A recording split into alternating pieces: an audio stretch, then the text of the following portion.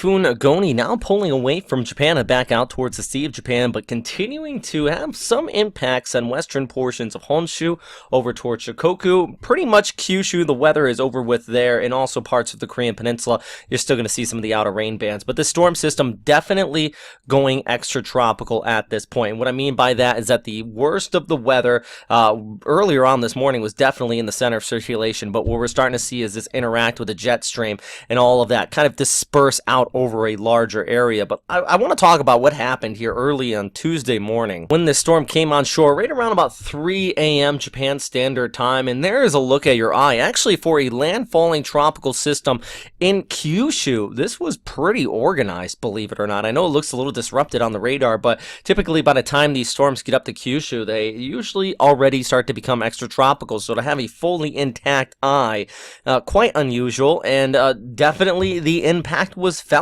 here. Max winds reported in Kyushu were up to about 162 kilometers per hour. We saw numerous areas put under evacuation advisories in several prefectures. We also had over 500,000 people lose power due to these high winds. And another big issue was the flooding and landslides. There was a few reports of landslides and even some injuries reported out of here because of this. Now, at least at this time, I have seen no reports of any casualties, but it really does go to show you when you have a very strong typhoon making landfall in Kyushu, you really can have some damage. And it's mainly a big difference between the infrastructure here and also in the southern Japanese islands. Kyushu doesn't typically get these type of typhoons. You do get them, but as I mentioned, they usually fall apart by the time they get up there. Ishigaki saw winds of 255 kilometers per hour, and we actually saw less damage on that island. As I mentioned, quite often, really, if you do live in the southern Japanese islands, you don't have to worry too much about typhoons as long as you stay indoors, stay safe, and are smart about it. Now,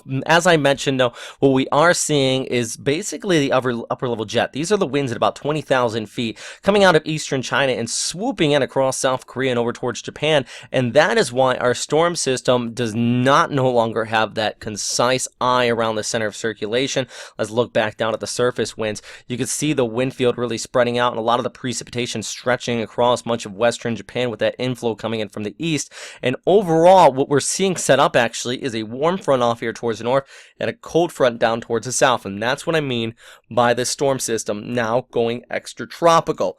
What that also means is a lot more people are going to be impacted by this, not only in the center of circulation as this comes on shore, likely around Vladivostok in far eastern Russia, by the way, but also all the way over there towards Tokyo on Wednesday into Thursday. We're going to see that moisture come on shore and really bring some scattered showers, even a few thunderstorms out there, and not to mention the amount of waves that are going to be kicked up from this storm system.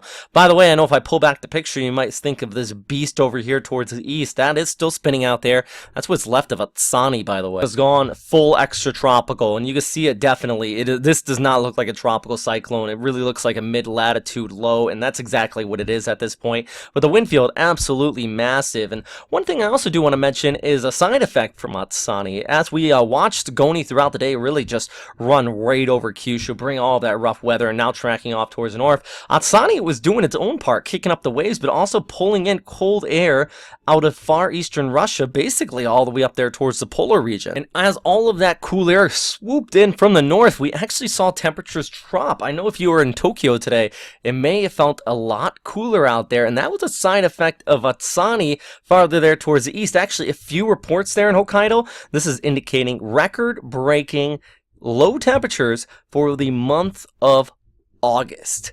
Down to 4 degrees. Actually, some locations there in Nemuro down to 3 degrees. Absolutely intense as far as that cold air advection coming in from the north. Back on Goni, as far as this storm system, it is still packing quite a punch. 70 gusting 85 knots according to the U.S. military, the JTWC. I know that during this morning, some of those areas out there towards the west were still under T-Core advisories. I think Iwakuni is still one of them. That is going to continue to taper off. It should stay well enough towards the east of the Korean Peninsula, not to cause too many significant problems. My biggest issue, I think, is going to be that moisture inflow, as I mentioned, coming in from the south. Some areas still could see about 200 to 300 millimeters out here in the Kii Peninsula, and basically extending over towards Fukuoka or Shizuoka area as well. But also, as this comes on shore in far eastern Russia, you don't get the storms this powerful during the summer.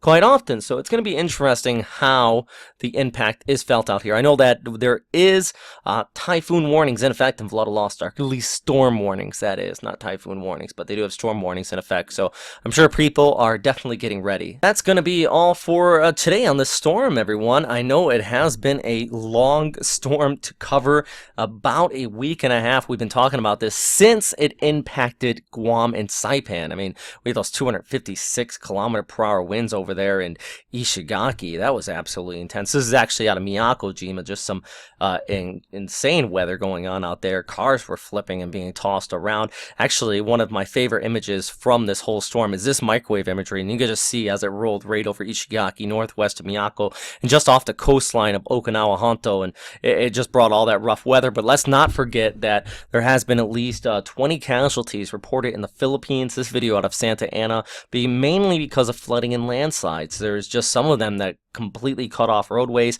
destroyed several homes, and it was a very serious situation out there. So a lot of impacts from this storm system, a lot of stuff we talked about, and I really want to thank everybody who joined in and just followed along since we've been talking about this one and its twin Atsani. I think there's going to be a little bit of a break for a little while, so that's the good news as far as the tropical systems out here, at least for the next basically several weeks. We should have a little bit of a lull in the activity. But for now, thanks again for watching here at westernpacificweather.com, everyone. As always, stay safe out there.